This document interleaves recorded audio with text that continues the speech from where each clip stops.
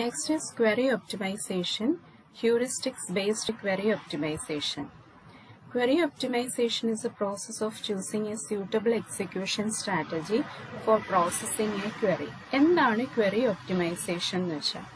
Query എന്താണെന്ന് അറിയാം. ഒരു ഡേറ്റാബേസിൽ നിന്ന് നമുക്ക് ഡേറ്റ റിട്രീവ് ചെയ്തെടുക്കാൻ നമ്മൾ എഴുതുന്ന സ്റ്റേറ്റ്മെന്റിനെയാണ് query എന്ന് പറയുന്നത്. ആ ക്വറിയെ ഒപ്റ്റിമൈസേഷൻ ചെയ്യുക. ഒപ്റ്റിമൈസേഷൻ എന്ന് വെച്ചാൽ ഏറ്റവും പെർഫെക്റ്റ് ആയിട്ടുള്ള ഒരു ക്വറി എഴുതുക എന്നുള്ളത്. അപ്പം എന്താണ് ക്വറി ഒപ്റ്റിമൈസേഷൻ? ക്വറി ഒപ്റ്റിമൈസേഷൻ എന്ന് പറയുന്ന ഒരു പ്രോസസ്സാണ്. അതിൻ്റെ അകത്ത് നല്ല സ്യൂട്ടബിൾ ആയിട്ടുള്ള ഒരു എക്സിക്യൂട്ട് ചെയ്യാൻ ഇഫക്റ്റീവ് ആയിട്ടുള്ള ഒരു സ്ട്രാറ്റജി കണ്ടെത്തുക. ഒരു ക്വറി പ്രോസസ് ചെയ്യാനുള്ള ഒരു സ്ട്രാറ്റജി കണ്ടെത്തുന്നതിനെയാണ് ക്വറി ഒപ്റ്റിമൈസേഷൻ എന്ന് പറയുന്നത്. സിമ്പിൾ ആയിട്ട് പറഞ്ഞു കഴിഞ്ഞാൽ ഇഫക്റ്റീവ് ആയിട്ട് എങ്ങനെ ഒരു ക്വറിയെ പ്രോസസ് ചെയ്യാന്ന് ഉള്ള ഒരു ക്വറിയെ പ്രോസസ് ചെയ്യാന്ന് വെച്ചാൽ എന്താ? ആ ക്വറിയെ എക്സിക്യൂട്ട് ചെയ്യാനുള്ള ഏറ്റവും സ്യൂട്ടബിൾ ആയിട്ടുള്ള ഒരു വേ കണ്ടെത്തുക എന്നുള്ളതാണ് ക്വറി ഒപ്റ്റിമൈസേഷൻ എന്ന് പറയുന്നത്. Process for heuristic optimisation are the parser of a high-level query generates an initial internal representation. അപ്പം ഹ്യൂറിസ്റ്റിക് ഒപ്റ്റിമൈസേഷന് കുറച്ച് പ്രോസസ് ഉണ്ട്. ഫസ്റ്റ് സ്റ്റെപ്പ് എന്ന് പറയുന്നത് ഒരു ഹൈ ലെവൽ ക്വറിയെ ഒരു ഇനീഷ്യൽ ഇന്റേണൽ റെപ്രസെന്റേഷൻ ആയിട്ട് നമ്മൾ റെപ്രസെന്റ് ചെയ്യുന്നു.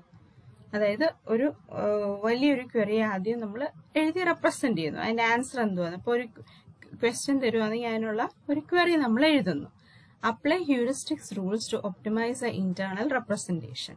ഇനി ഈ വലിയ ക്വറിയെ നമ്മൾ കുറച്ച് ഹ്യൂറിസ്റ്റിക് റൂൾസ് ഉണ്ട്. ആ റൂൾസ് അപ്ലൈ ചെയ്ത് ആ വലിയ ക്വറിയെ നമ്മൾ ഒന്ന് ഒപ്റ്റിമൈസ് ചെയ്യും. A query execution plan is generated to execute groups of operations based on the access paths available on the files involved in the query. പിന്നെ ഒരു ക്വറി എക്സിക്യൂഷൻ പ്ലാൻ തയ്യാറാക്കും. ഈ ക്വറി എക്സിക്യൂഷൻ പ്ലാനിന്റെ അകത്ത് ഏതൊക്കെ ഗ്രൂപ്പ് ഓഫ് ഓപ്പറേഷൻസ് ആണ് ആദ്യമൊക്കെ execute ചെയ്യേണ്ടത്, അതെങ്ങനെ ആദ്യമൊക്കെ എക്സിക്യൂട്ട് ചെയ്യുന്നതെന്ന് തീരുമാനിക്കുന്നത് വെച്ചാൽ ഏതൊക്കെ പാത്താണ് ഫയലിനകത്ത് അവൈലബിൾ ആയിട്ടുള്ളത്, പെട്ടെന്ന് ഡേറ്റ ആക്സസ് ചെയ്യാൻ ഏതൊക്കെയാണ് ആദ്യം കിട്ടുന്നത്, അതൊക്കെ ആദ്യം സെറ്റായിട്ട് എക്സിക്യൂട്ട് ചെയ്യും. ഈ 3 പ്രോസസ്സാണ് ഹ്യൂറിസ്റ്റിക്സ് ഒപ്റ്റിമൈസേഷൻ്റെ അകത്ത് ചെയ്യുന്നത്.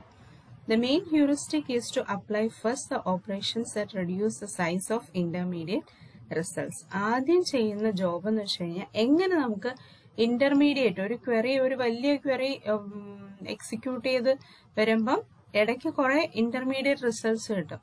ആ ഇന്റർമീഡിയറ്റ് റിസൾട്ട്സിന്റെ എണ്ണം, സൈസ് അല്ലെങ്കിൽ കുറയ്ക്കുന്നത് എങ്ങനെയാണെന്നാണ് നമ്മൾ ആദ്യം ഓപ്പറേഷൻസ് വെച്ച് കണ്ടുപിടിക്കുന്നത്. അത് one way of optimising a query ആണ്. Example, apply select and project operations before applying the join or other binary operations. അപ്പം ഒരു എക്സാമ്പിൾ എന്ന് വെച്ച് കഴിഞ്ഞാൽ നമ്മൾ ജോയിൻ ഓപ്പറേഷൻസോ വേറെ ഏതെങ്കിലും ബൈനറി ഓപ്പറേഷൻസോ പെർഫോം ചെയ്യുന്നതിന് മുൻപേ സെലക്ടും പ്രൊജക്ടും ഓപ്പറേഷൻസ് അപ്ലൈ ചെയ്ത് കഴിഞ്ഞാൽ it will be more optimistic way of writing a query. Next is query tree. A tree data structure that corresponds to a relational algebra expression. You know, what do you mean by relational algebra expression? അപ്പോൾ ഒരു relational algebra expression represent ചെയ്യുന്ന ഒരു data structure ആണ്. Data structure ആയ ട്രീനെയാണ് നമ്മൾ query tree എന്ന് പറയുന്നത്. അതായത് നമ്മൾ എഴുതുന്ന ക്വറിക്ക് നമ്മളൊരു ക്വറി ട്രീ, ഒരു ട്രീ ക്രിയേറ്റ് ചെയ്യുന്നു, അതിന് ക്വറി ട്രീ എന്ന് പറയുന്നു. It represents the input relations of the query as leaf nodes of the tree and represents the relational algebra operations as internal nodes. അപ്പൊ ക്വറി ട്രീന്റെ അകത്ത് നമുക്കുള്ള ഇൻപുട്ടായി നിൽക്കുന്ന റിലേഷൻസിനെ നമ്മൾ എന്തായിട്ട് വെക്കും? ട്രീയുടെ ലീഫ് നോഡ്സ് ആയിട്ട് വെക്കും. പിന്നെ ബാക്കിയുള്ള റിലേഷണൽ ഓൾജിബ്ര ഓപ്പറേഷൻസ് എല്ലാം ഇന്റേണൽ നോഡ്സ് ആയിട്ടായിരിക്കും ആക്ട് ചെയ്യുന്നത്. അപ്പൊ ട്രീ എടുത്തു കഴിഞ്ഞാൽ ഇന്റേണൽ നോഡും കാണും, ലീഫ് നോഡും കാണും. അപ്പൊ ലീഫ് നോഡിൽ റിലേഷൻസും ഇന്റേണൽ നോഡ്സിൽ റിലേഷണൽ ഓൾജിബ്ര ഓപ്പറേഷൻസും ആയിരിക്കും റെപ്രസെന്റ് ചെയ്യുന്നത്. അങ്ങനെയാണ് ഒരു ക്വറി ട്രീ ഫോം ചെയ്യുന്നത്. An execution of the query tree consists of executing an internal node operation whenever its operands are available, and then replacing that internal node by the relation that results from executing the operation. അതായത് query tree എങ്ങനെയാണ് execute ചെയ്യുന്നത് വെച്ച് കഴിഞ്ഞാൽ ഇന്റേണലായി നിൽക്കുന്ന algebra operations execute ചെയ്യും. ആ operations എപ്പോഴാണ് execute ചെയ്യുന്നത്? ആ ഓപ്പറേഷൻസിന് ആവശ്യമായിട്ടുള്ള ഓപ്പറാൻസ് എല്ലാം നമുക്ക് റീച്ചബിൾ ആവുമ്പോഴും നമ്മൾ റിലേഷണൽ ഓൾജിബ്ര ഓപ്പറേഷൻസ്, അതായത് ഇന്റേണൽ നോഡ്സിൽ റെപ്രസെന്റ് ചെയ്തിട്ടുള്ള റിലേഷണൽ ഓൾജിബ്ര ഓപ്പറേഷൻസ് ആയിരിക്കും ആദ്യം എക്സിക്യൂട്ട് ചെയ്യുന്നത്. അത് എക്സിക്യൂട്ട് ചെയ്യുമ്പോഴും നമുക്ക് കിട്ടുന്നത് ഇന്റർമീഡിയറ്റ് ആയിട്ടുള്ള റിസൾട്ട്സ് ആയിരിക്കും. ആ റിസൾട്ട്സ് എന്ന് പറയുന്നത് വീണ്ടും റിലേഷൻസ് തന്നെയായിരിക്കും. ആ റിലേഷൻസിനെ വീണ്ടും ആ റിലേഷൻ ഓൾജിബ്ര ഓപ്പറേഷൻസ് വെച്ച് റീപ്ലേസ് ചെയ്യും. ആ റിലേഷൻസിന് കിട്ടുന്ന റിലേഷൻസിന് ഇന്റർമീഡിയറ്റ് റിലേഷൻസിന് എന്നിട്ട് അങ്ങനെ എക്സിക്യൂട്ട് ചെയ്താണ് നമ്മൾ ക്വറി ട്രീ എക്സിക്യൂട്ട് ചെയ്യുന്നത്. ലാസ്റ്റ് നമുക്ക് ഫൈനൽ ഒരു റിസൾട്ട് കിട്ടും. Query graph. What do you mean by query graph then? A graph data structure that corresponds to a relational calculus expression. അപ്പോൾ ഒരു റിലേഷണൽ കാൽക്കുലസ് എക്സ്പ്രഷന് റെപ്രസെന്റ് ചെയ്യാനുള്ള ഒരു ഡേറ്റാ സ്ട്രക്ചറായ ഗ്രാഫിനെയാണ് നമ്മൾ query graph എന്ന് പറയുന്നത്.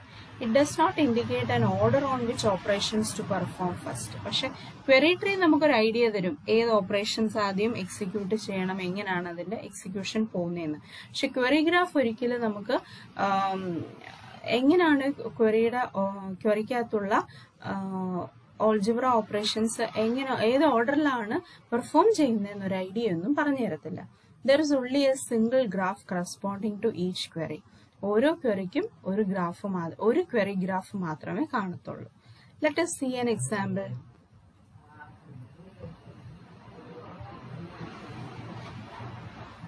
For every project located in staff folder, retrieve the project number, the controlling department number, and the department manager's last name, address and birth date. അതായത് നമ്മൾ ഈ question answer ചെയ്യണമെങ്കിൽ already I had given the table in the first 2 modules.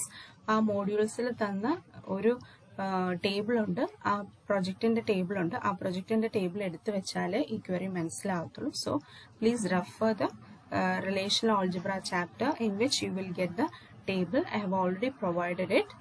Now അത് നോക്കുമ്പോൾ അതിൻ്റെ അകത്ത് എന്താ പറയുന്നത്, ക്വസ്റ്റ്യൻ എന്താ പറയുന്നത്, എല്ലാ പ്രൊജക്റ്റിനും ഏതൊക്കെ പ്രൊജക്റ്റാണോ സ്റ്റാഫ് ബോഡി ലൊക്കേറ്റ് ചെയ്തിരിക്കുന്നത് ആ സ്റ്റാഫ് ബോഡി ലൊക്കേറ്റ് ചെയ്തിരിക്കുന്ന പ്രൊജക്ട് നമ്പറും കൺട്രോൾ ചെയ്യുന്ന ഡിപ്പാർട്ട്മെന്റ് നമ്പറും ഡിപ്പാർട്ട്മെന്റ് മാനേജേഴ്സിന്റെ ലാസ്റ്റ് നെയിമും അഡ്രസ്സും ബർത്ത് ഡേറ്റും ആണ് റിട്രീവ് ചെയ്യേണ്ടത്.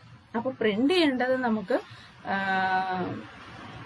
പ്രൊജക്ട് നമ്പറും ഡിപ്പാർട്ട്മെന്റ് നമ്പറും മാനേജേഴ്സിന്റെ ലാസ്റ്റ് നെയിമും അഡ്രസ്സും ബർത്ത് ഡേറ്റും ആണ് ഔട്ട്പുട്ട് ആയിട്ട് വരേണ്ടത്. അതുകൊണ്ടാണ് നമ്മൾ ഹിയർ പുറത്ത് എഴുതിയിരിക്കുന്നത് എന്താണ്, പൈ ഏതൊക്കെയാണോ കിട്ടേണ്ടത് അതാണ് എഴുതിയിരിക്കുന്നത്. Pi, P number, project number, D num, controlling department number, L name, last name, address, birth date. ഇനി അകത്താണ് ഇന്റേണൽ ക്വറി എഴുതിയിരിക്കുന്നത്. എന്തൊക്കെയാണ് ചെയ്തിരിക്കുന്നത്? Let us see. സ്റ്റാഫോർഡ് എന്ന പ്രൊജക്ട് ലൊക്കേഷൻ നമുക്ക് അങ്ങനെയുള്ള എല്ലാ പ്രൊജക്റ്റും സ്റ്റാഫോർഡിലുള്ള ഡീറ്റെയിൽസ് ഉള്ള റെക്കോർഡ്സ് വേണം. അപ്പോൾ പ്രൊജക്റ്റ് എന്ന് പറയുന്ന ടേബിളിലാണ് നമുക്ക് സ്റ്റാഫോർഡ് എന്ന് പറയുന്ന പ്രൊജക്ട് ലൊക്കേഷന്റെ ഡീറ്റെയിൽസ് കിടക്കുന്നത്. അപ്പൊ അത് നമ്മൾ സെലക്ട് ചെയ്യണം, അങ്ങനെയുള്ള റെക്കോർഡ്സ് എല്ലാം സെലക്ട് ചെയ്യണം. അപ്പൊ അതിന് നമ്മൾ എന്തെഴുതും? Sigma P location is equal to Stafford of project. Here there is a join operation that is missing here, so please put a join operation. ദാണ്ട് ഇവിടെ കണ്ടോ join operation ഉണ്ട്, join. പിന്നെ എന്താ എഴുതിയിരിക്കുന്നത്?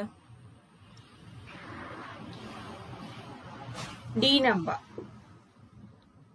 number equal to d number of department.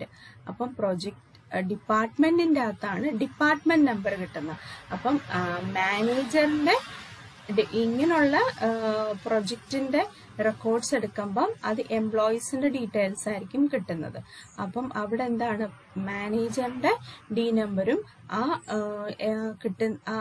ഈ ഇപ്പൊ select ചെയ്ത് വെച്ചിരിക്കുന്ന ഈ ട്യൂപ്പിൾസിന്റെ അകത്തുനിന്ന് സ്റ്റാഫോർഡിന്റെ പ്രൊജക്ട് ലൊക്കേഷനുള്ള ഡീറ്റെയിൽസ് എടുക്കുമ്പോൾ അതിൻ്റെ അകത്തുള്ള ഡിപ്പാർട്ട്മെന്റ് നമ്പേഴ്സും സെയിം ആയിരിക്കണം.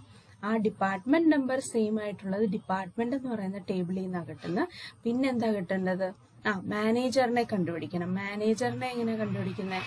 ആ ഡിപ്പാർട്ട്മെന്റ് അകത്തുള്ള എംപ്ലോയി ടേബിളിൽ നിന്നാണ് മാനേജറിന്റെ ഡീറ്റെയിൽസ് കിട്ടുന്നത്. അപ്പൊ വീണ്ടും ജോയിൻ ഓപ്പറേഷൻ പെർഫോം ചെയ്ത് MGR SSN SSN എന്ന് പറയുന്ന ജോയിൻ കണ്ടീഷൻ എഴുതി കഴിഞ്ഞാൽ അതിൻ്റെ അകത്തുനിന്ന് എംപ്ലോയി എന്ന് പറയുന്ന റിലേഷന്റെ അകത്തുനിന്ന് ഏതൊക്കെ വാല്യൂസ് ആണ് സെയിം ആയി നിൽക്കുന്നത്, അതായത് SSN വാല്യൂസ് സെയിം ആയി നിൽക്കുന്നത് അത് റിട്രീവ് ചെയ്തെടുക്കും. അപ്പം ഇതിൽ നിന്നെല്ലാം സ്റ്റാഫോർഡ് പ്രൊജക്ട് ലൊക്കേഷനിലെ റെക്കോർഡ്സ് എടുക്കും. പിന്നെ കറസ്പോണ്ടിങ് ഡിപ്പാർട്ട്മെന്റ് മാനേജറിന്റെ ലാസ്റ്റ് നെയിമും ഫെച്ച് ചെയ്യും. ഇതിൻ്റെ അകത്തുനിന്ന് ഡീറ്റെയിൽസ്, പിന്നെ അഡ്രസ്സും ബർത്ത് ഡേറ്റും നമുക്ക് ഈ എംപ്ലോയി ഇതിൽ നിന്നാണ് മാനേജറിനെ കണ്ടുപിടിക്കുന്നത്. പിന്നെ ആ മാനേജറിന്റെ ഡിപ്പാർട്ട്മെന്റ് ആ ഡിപ്പാർട്ട്മെന്റിന്റെ അകത്തുള്ള പ്രൊജക്ട് ലൊക്കേഷൻ സ്റ്റാഫോർഡിലുള്ള ഡീറ്റെയിൽസ് ആണ് ഫെച്ച് ചെയ്തെടുക്കുന്നത്. അങ്ങനെയുള്ള പ്രൊജക്ട് നമ്പറും ആ ഡിപ്പാർട്ട്മെന്റ് നമ്പരും ആ മാനേജറിന്റെ ലാസ്റ്റ് നെയിമും അഡ്രസ്സും ബർത്ത് ഡേറ്റും ആണ് ഇവിടെ റിട്രീവ് ചെയ്തെടുക്കുന്നത്. അപ്പൊ അതിന് കറസ്പോണ്ടിങ് SQL ക്വയറി ആണ് ഈ എഴുതിയിരിക്കുന്നത്.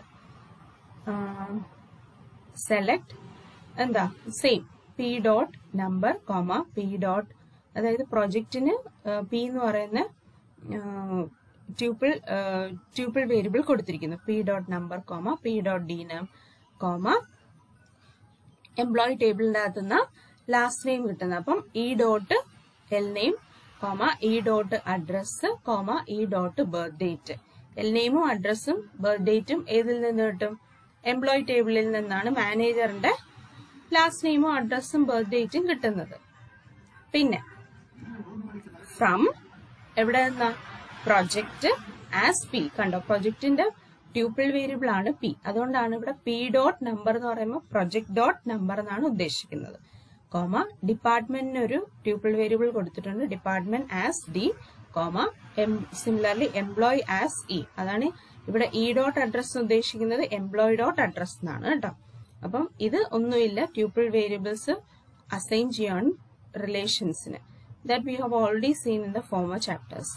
ഇനി കണ്ടീഷൻ എന്താ എഴുതേണ്ടത്? Where P dot D number is equal to D dot D number. അതായത് പ്രൊജക്ടിന്റെ അകത്ത D നമ്പരും ഡിപ്പാർട്ട്മെന്റ് അകത്ത D നമ്പരും സെയിം ആയിരിക്കണം. ആൻഡ് പിന്നെന്താ പറയുന്നത്? D dot MGR SSN is equal to E dot SSN. Employee ടേബിളിന്റെ അകത്തുള്ള SSNഉം ഡിപ്പാർട്ട്മെന്റ് അകത്തുള്ള MGR SSNഉം സെയിം ആയിരിക്കണം. And P dot location is equal to Stafford. പ്രൊജക്ടിന്റെ ലൊക്കേഷനും സ്റ്റാഫോർഡ് ആയിരിക്കണം. അപ്പൊ ഈ കണ്ടീഷന്റെ ബേസിസിലാണ് ഏതാണോ മാനേജേഴ്സ് സ്റ്റാഫോർഡ് പ്രൊജക്ട് ലൊക്കേറ്റഡ് ആയിട്ടുള്ളത് അവരുടെ ലാസ്റ്റ് നെയിമും അഡ്രസ്സും ബർത്ത് ഡേറ്റും ഫെച്ച് ചെയ്ത് പ്രിന്റ് ചെയ്യും.